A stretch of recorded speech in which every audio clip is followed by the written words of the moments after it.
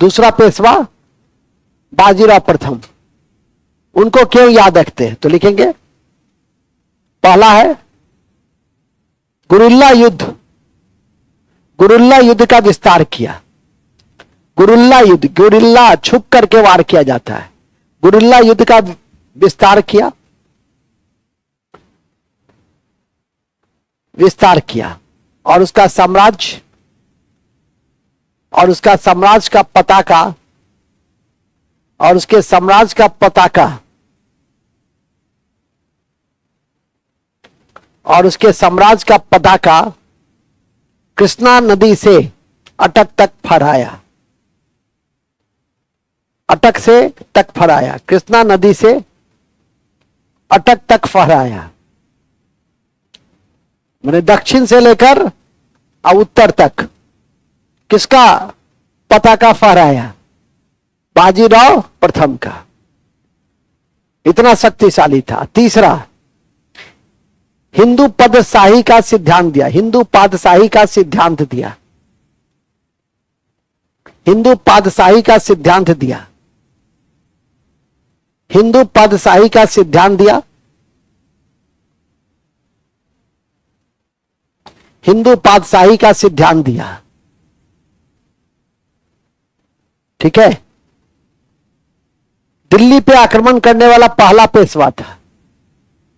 दिल्ली पे आक्रमण करने वाला मोहम्मद शाह के समय में पहला पेशवा था।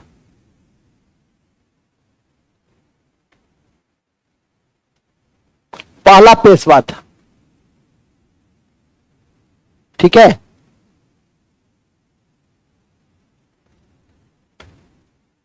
पहला पेशवा था। और अंतिम में लिख देंगे इसी के समय पेशवा का पद पैतृक हुआ। और इसी के समय पेशवा का पद, और इसी के समय पेशवा का पद पैतृक हो गया। पैतृक नहीं समझते हैं? पिता के बाद पुत्र, उसके बाद उसका पुत्र बनने लगा। इसमें सबसे इंपॉर्टेंट है जो पूछा जाएगा वह है कृष्णा दिल्ली पे आक्रमण करने वाला पहला पेशवा कौन था, या हिंदू पातशाही का सिद्धांत देने वाला पहला पेशवा कौन था। हालांकि किंवदंतियों के अनुसार इसकी प्रेम कथा है। एक सिनेमा भी आई थी, कौन सा? हाँ, तो बोलने में क्या शर्म आती है। बाजीराव मस्तानी। ठीक है, मस्तानी एक नृत्यांगना थी। गूगल में जाकर के, गूगल में नहीं, यूट्यूब पे जाकर के उसके कुछ डायलॉग्स को भी सुन लेना। ठीक है कि नहीं? किसका? मस्तानी फिल्म का डायलॉग का। मस्तानी फिल्म नहीं था, बाजीराव मस्तानी था। खैर, मूल में आ जाओ। उसमें बाजीराव बना है रणवीर, कौन? रणवीर सिंह। हाँ, कितना क्लियर कट कंसेप्शन है। हमको याद आ रहा था रणवीर कपूर। आई लोग को इसमें कहीं कोई कंफ्यूजन नहीं रहता है। आज एक महाबोका लड़का से मैंने पूछा कि बताओ जी T20 की क्या स्थिति है, तो फटाफट बोलने लगा, जो कि विगत 1 साल से पढ़ रहा है, एक क्वेश्चन का भी जवाब देता। ठीक है कि नहीं? लेकिन जब मैंने पूछा कि बताओ जी T20 की क्या स्थिति है, तो कहता है सर पाकिस्तान मुकाबले से बाहर हो गया है, भारत सुपर 8 में पहुंच गया है, और आज भारत का मुकाबला कनाडा के साथ हो गया है। ठीक है कि नहीं? सारा चीज। और ये भी बताया कि इंग्लैंड ने 14 गेंदों पर ओमान पर विजय दर्ज की, जबकि ऑस्ट्रेलिया ने 34 गेंदों पर नामयाम के।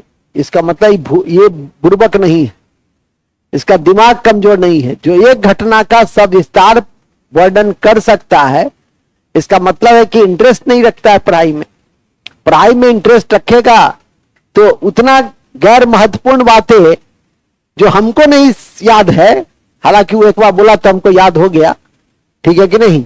और ये मेरे साथ एक खासियत है कि हम कोई भी बात सुन लेते हैं तो लंबे काल तक मुझे याद रहता है।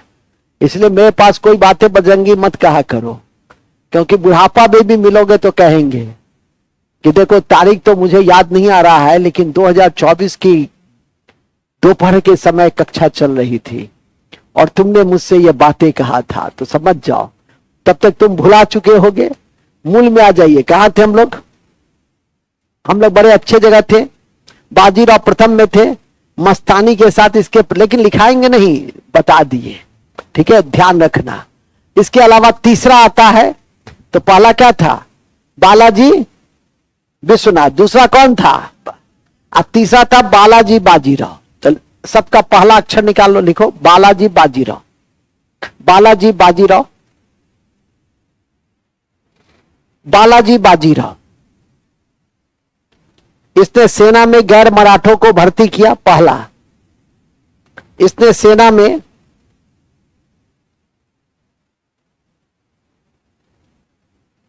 गैर मराठों को भर्ती किया,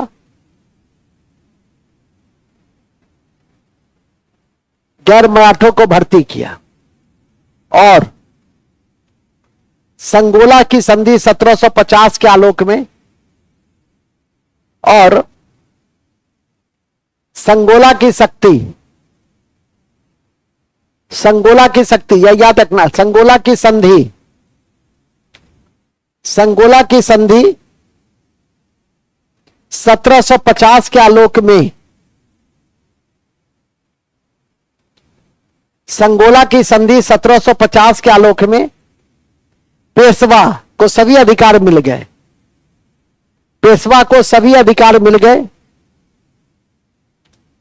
पेशवा को सभी अधिकार मिल गए,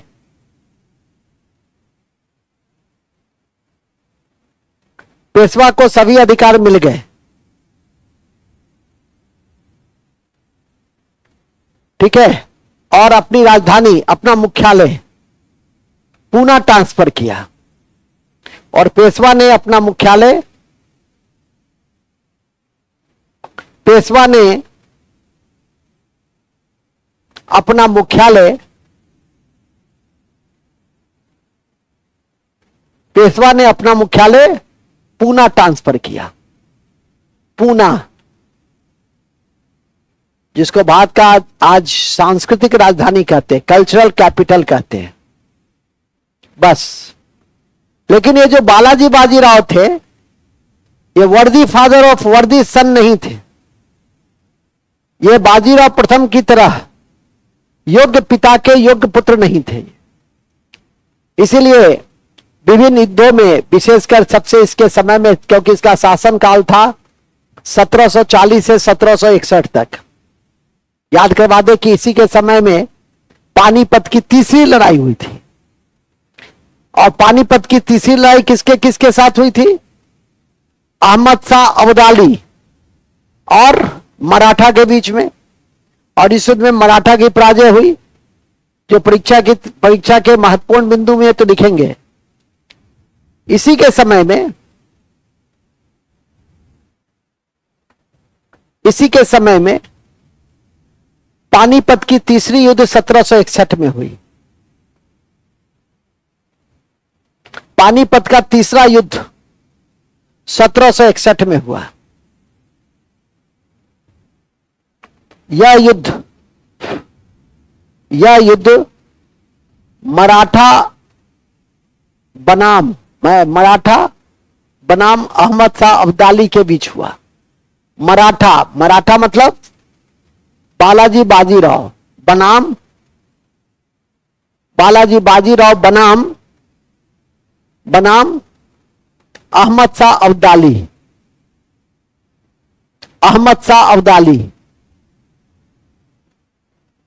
के बीच हुआ, ये याद रखिएगा, अहमद शाह अब्दाली के बीच हुआ,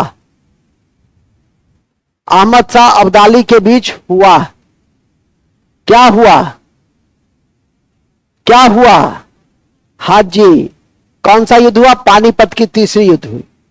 लेकिन याद रखिए कि इसने अपने नाबालिग बेटे और दो व्यक्ति का नाम इसमें याद रखना है, एक विश्वास भाऊ और दूसरा सदाशिव राव। इस दोनों नाम को ध्यान रखने की जरूरत है, लिखेंगे, ध्यान रखें कि इस युद्ध में पेशवा ने अपने नाबालिग बेटे विश्वास राव के नेतृत्व में सेना भेजी। देखो ना, विश्वास राव के नेतृत्व में सेना भेजी, नाबालिग था, लेकिन लाखों की संख्या में सेना भेजा, परंतु विश्वास राव के नेतृत्व में सेना भेजी, लिख लिए। परंतु वास्तविक सेनापति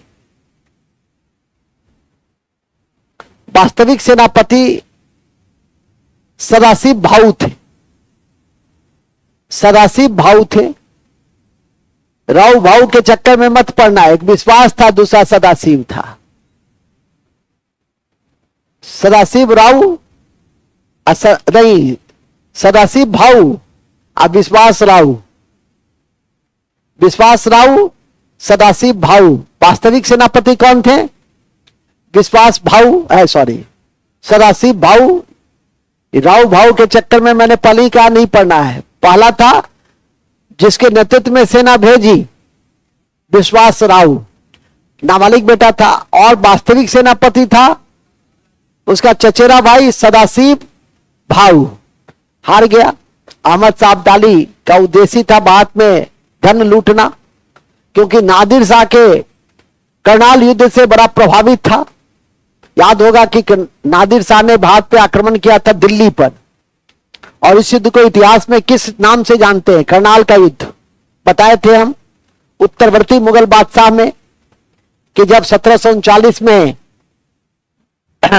उस समय भारत का बादशाह कौन था? शाहजहां। कौन है जी?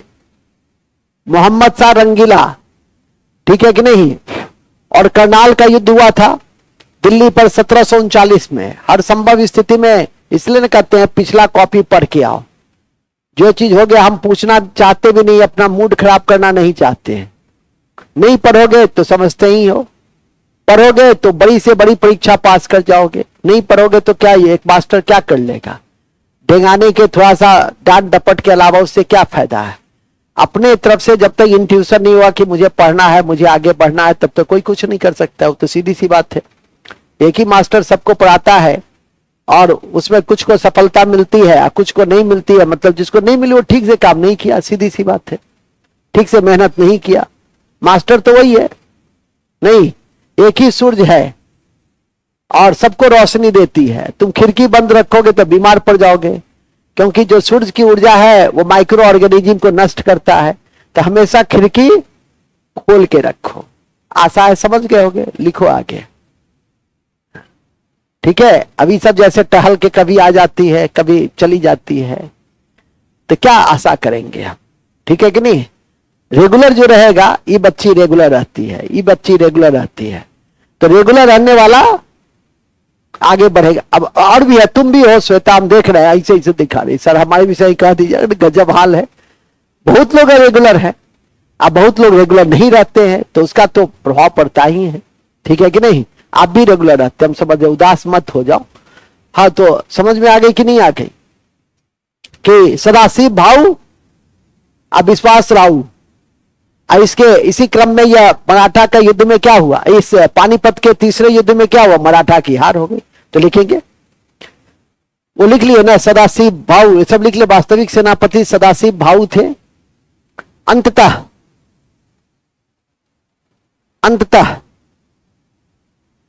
मराठा की पराजय हुई। मराठा की पराजय हुई।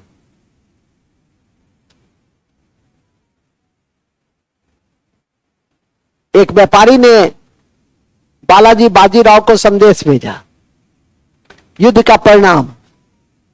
ठीक है, बड़ा मार्मिक संदेश था और वो पूछा भी जाता है कमीशन में। वो संदेश था, 2 मोती विलीन हो गए, 22 सोने की मोहरें लुप्त हो गई, चांदी और तांबे की तो पूरी गणना ही नहीं की जा सकती। इसका मतलब यह था कि मराठा युद्ध हार गया। मराठा युद्ध हार गया। पहले तो मोबाइल था नहीं कि साहब युद्ध हार गए हैं, ऐसा तो नहीं था। कूट भाषा में संदेश भेजा जाता था किसी किसी के माध्यम से कि जाओ कबूतर जा, ठीक है, कबूतर जा, अब मेरे जो है चाहने वाले वहां तक इसको पहुंचा दे। यही होता था। एंशिएंट टाइम में क्या होता था? कबूतर को भेज, आज जाता है ईमेल, आज जाता है व्हाट्सएप, ठीक है कि नहीं? आजकल विभिन्न तरह का व्हाट्सएप का संदेश सब है। और तुम लोग से बेहतर कौन जानता है कि मेरा बाबू ने खाना खाया? बजरंगी अधिक बेहतर समझ रहा है। आई बाबू कैसा है तो हम ही जान रहे हैं, कितना बड़ा लुच्चा है ये। लिखो आगे, कहां थे हम लोग? अरे सब चीज समझा देते हैं, नया जमाना का बच्चा सब है, ये सब पूछता है कि मास्टर साहब को कुछ नहीं समझ में आता है। अब मास्टर साहब तो कहीं बैठ जाएंगे तो सारा दृश्य उनको अपने आप क्लियर होने लगता है, सारा दृश्य। आगे लिखिए, कहां थे हम लोग? लिख लिए ना? लिखेंगे इस युद्ध के कड़ी में, इस युद्ध की कड़ी में एक व्यापारी ने पेशवा को संदेश भेजा। एक व्यापारी ने पेशवा को संदेश भेजा। एक व्यापारी ने पेशवा को संदेश भेजा कि 2 मोती विलीन हो गए। 2 मोती विलीन हो गए एवं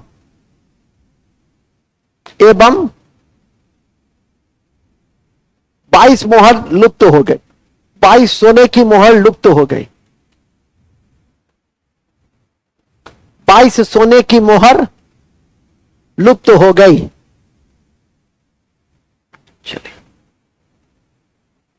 चलिए इन्हीं शब्दों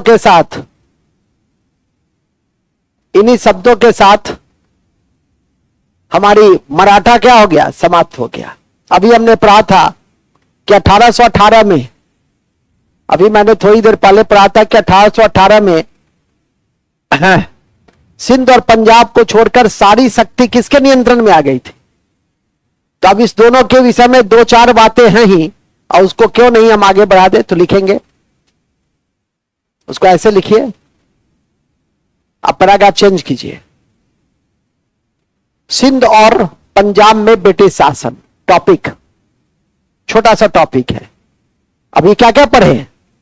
मैसूर में ब्रिटिश शासन पढ़े ना, मराठा में ब्रिटिश शासन पढ़े ना। अब पढ़िए सिंध और पंजाब में ब्रिटिश शासन। सिंध और पंजाब में ब्रिटिश शासन।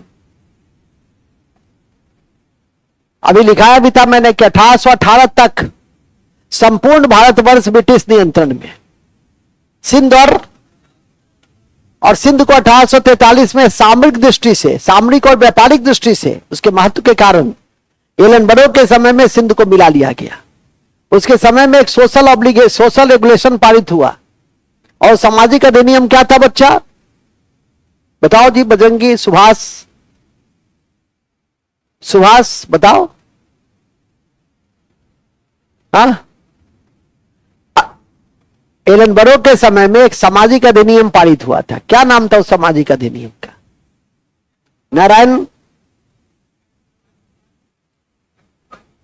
क्या था वो? हाँ, यही तो मैं पूछ रहा हूं कि दास प्रथा का उन्मूलन किया गया। भूलिएगा नहीं, बैठो। यह वह समय था कि 1829 में सती प्रथा का उन्मूलन हुआ। 1830 में स्लीमैन ने ठगी प्रथा का लिखाए हैं, स्लीमैन ने ठगी प्रथा का उन्मूलन किया। 1856 में केनिंग और ईश्वरचंद्र विद्यासागर के प्रयास से विधवा पुनः विवाह अधिनियम लाया गया। ठीक है, इसी बीच लॉर्ड हेस्टिंग्स के समय में नरबली प्रथा का अंत हुआ। तो ये सब ऐसे सोशल रेगुलेशंस थे जो आपको परीक्षा के दृष्टि से ध्यान रखना है। और 1857 के बाद native marriage act 1872, age of consent act 1891 जिसका तिलक ने विरोध किया था, बाल विवाह से संबंधित था। 1919 में इरविन के समय में शारदा अधिनियम आया जिसमें लड़के लड़की की विवाह की आयु तय कर दी गई, लड़के का 18, लड़की का 14। ठीक है कि नहीं? लेकिन उसके बावजूद लोगों ने इसको स्वीकार नहीं किया। आज भी ग्रामीण स्तर में 14 से पहले लड़कियों का विवाह हो जाता है, 18 से पहले लड़कों का विवाह हो जाता है। आप लोग का नहीं हुआ, ये आपका दुर्भाग्य है। अब नहीं हुआ तो अब इंतजार कीजिए, मोदी साहब नया रेगुलेशन लाने वाले हैं कि लड़के का शादी 30 में और लड़की का 28 में। बड़ी खुश है, ये सब महिलाएं बहुत खुश है। अच्छा हुआ हम लोग का ब्याह हो गया। ठीक है कि नहीं? जिसका नहीं हुआ वो इस वर्ष कर ले, अभी रेगुलेशन आया नहीं है। आगे लिखेंगे नेक्स्ट, नहीं तो 30 साल तक इंतजार करना होगा। प्रकाश जी, नए नियम के अनुसार आपको 7 साल, और कहे मोदी साहब इस बार मैंने जो नहीं किया है वही करूंगा, तो समझ रहे हो क्या क्या करूंगा, तो इसीलिए ध्यान ध्यान दूंगा इधर। ठीक है, पहला लिखो, इसका ब्याह हो गया पहले, अच्छा हुआ, नहीं तो फिर नहीं 30 साल तक इंतजार करना पड़ता। सर हम लोग का तो बाल विवाह हो गया था सर, क्या थे हम लोग? हाँ लिखेंगे 1843 में, 1843 में। अब ये इससे पूछ रही है क्या जी इस बार विवाह करोगी? हद हो तुम, क्या बतिया रही थी तुम दोनों? विवाह के विषय में बतिया रही थी, अभी पढ़ो, जन्म के खड़ी हुई है विवाह करते, बट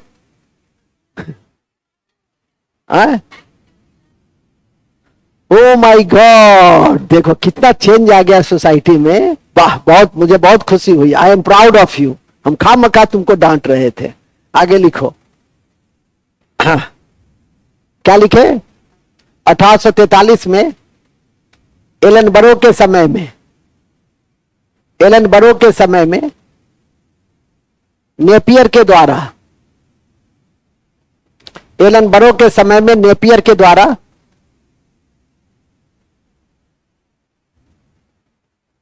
नेपियर के द्वारा, एलन बरो के समय में नेपियर के द्वारा सिंध के सामरिक और वाणिज्यिक महत्व के दृष्टि से, सिंध के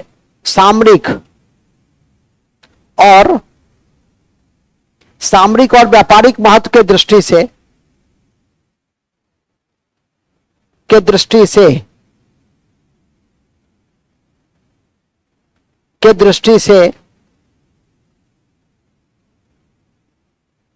उसे मिलाया। किसको मिला लिया? सिंध को, सिंध को मिला लिया। कालांतर में रंजीत सिंह के अयोग्य उत्तराधिकारी, रंजीत सिंह के अयोग्य उत्तराधिकारी के पृष्ठभूमि के आलोक में, पृष्ठभूमि के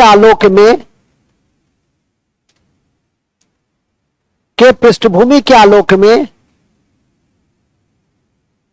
दो युद्ध के द्वारा पंजाब को भी, दो युद्ध के द्वारा पंजाब को भी, दो युद्ध के द्वारा पंजाब को भी ब्रिटिश साम्राज्य में मिला लिया गया।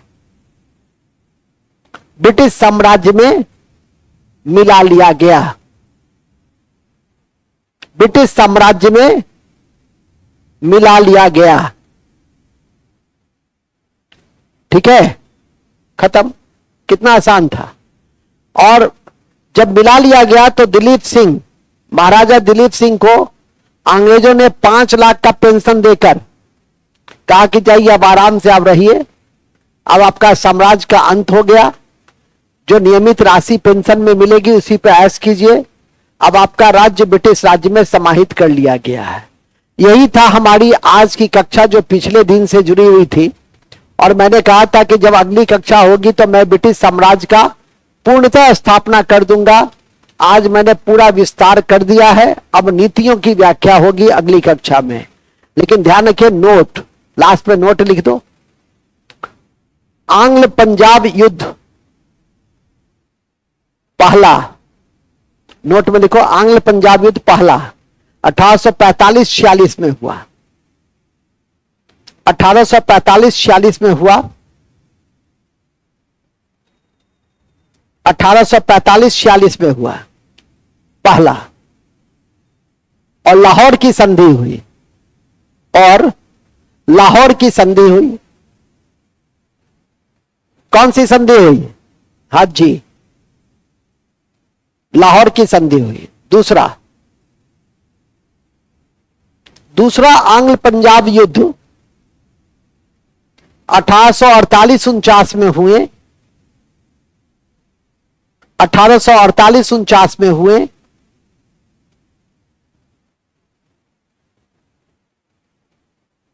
(1848-49 में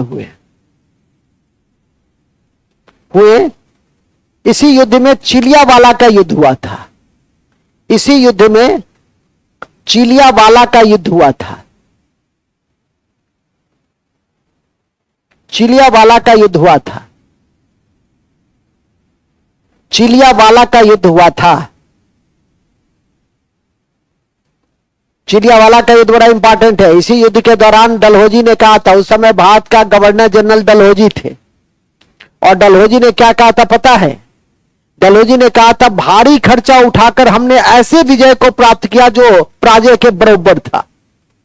भारी खर्चा उठाकर इस युद्ध के विषय में उन्होंने कहा कि मैंने ऐसे विजय को प्राप्त किया जो पराजय के बराबर था। आजकल स्टेटमेंट बेस्ड भी क्वेश्चन पूछता है, स्टेटमेंट दे देगा, पूछेगा किसने कहा, किस युद्ध के दौरान कहा, तो कहा किसने? डलहौजी ने।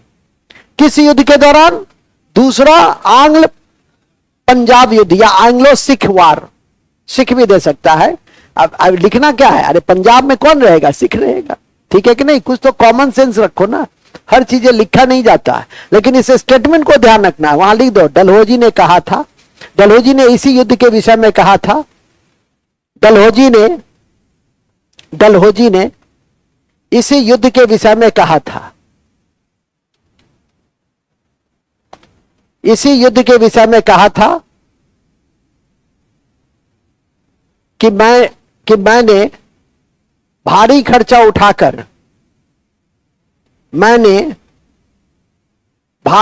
उठाकर ऐसे युद्ध को प्राप्त किया,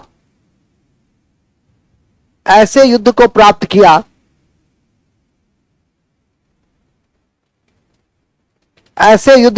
किया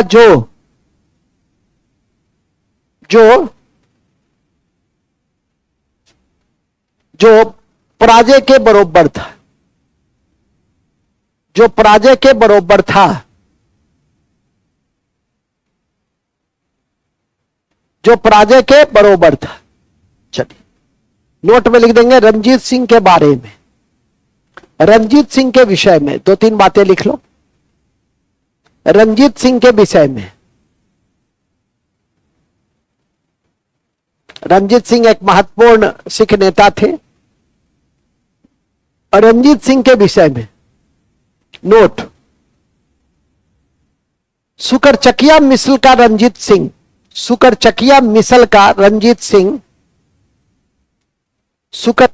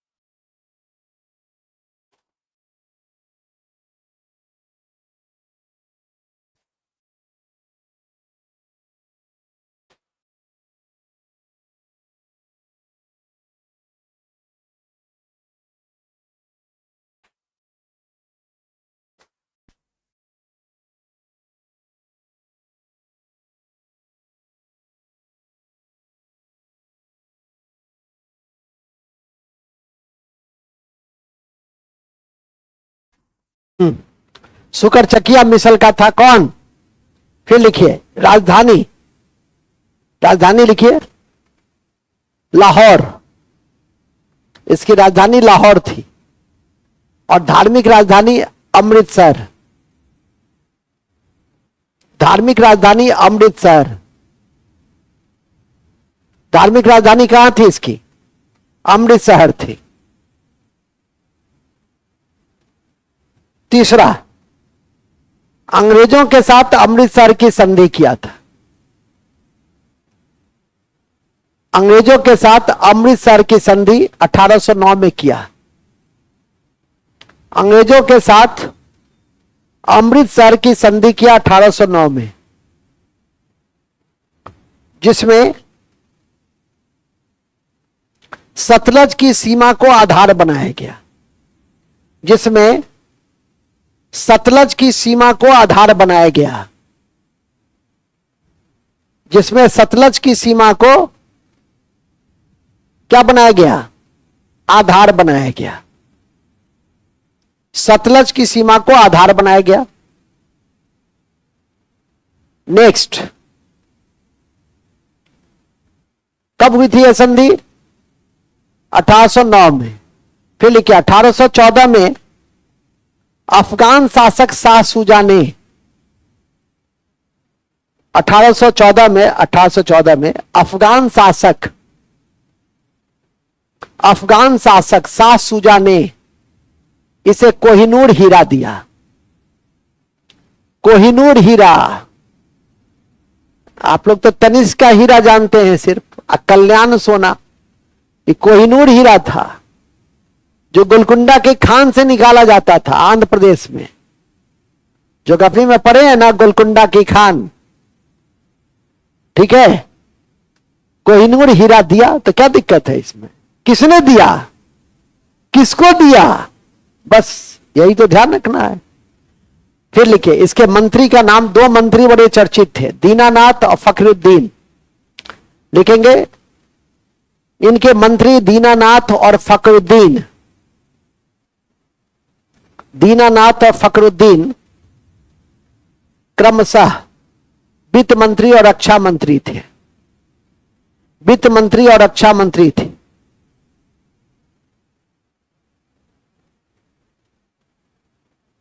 वित्त मंत्री और रक्षा मंत्री थे। और इसी कॉन्टेक्स्ट में इन्होंने कहा था कि ईश्वर ने मेरी आंखें इसीलिए एक ले ली है कि मैं सभी धर्मों को एक ही निगाह से देखूं, ठीक है कि नहीं। इसीलिए मेरी एक आंखें ईश्वर ने, उससे रोशनी जो चली गई, तो इसका कारण यह है कि मैं सभी धर्मों को एक ही निगाह से देखूं।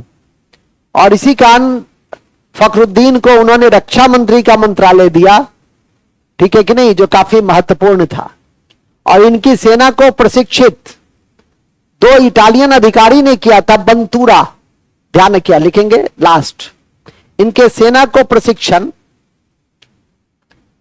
इटालियन बंटूरा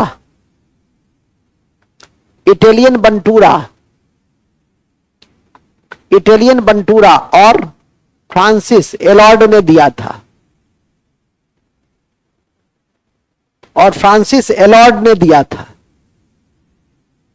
एलॉर्ड ने दिया था। किसने दिया था? एलॉर्ड ने दिया था। फ्रांसिस एलॉर्ड ने दिया था। और अभी थोड़ी देर पहले पढ़े कि अंतिम सिख राज्य का अंतिम मुखिया कौन था? दिलीप सिंह। और ये दिलीप सिंह, उसकी संरक्षिका थी, बड़ी महत्वपूर्ण संरक्षिका थी, महारानी जिंदा कौर। और इसी के समय में, दिलीप सिंह के समय में, जो कोहिनूर हीरा मिला था रंजीत सिंह को शाह शुजा से, वो कोहिनूर हीरा दे दिया। किसको? अंग्रेजों को। तो नोट में लिख देंगे अंतिम उत्तराधिकारी दिलीप सिंह। अंतिम उत्तराधिकारी दिलीप सिंह, जिसने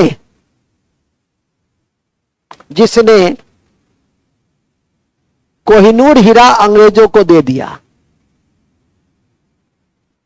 जिसने कोहिनूर हीरा अंग्रेजों को दे दिया।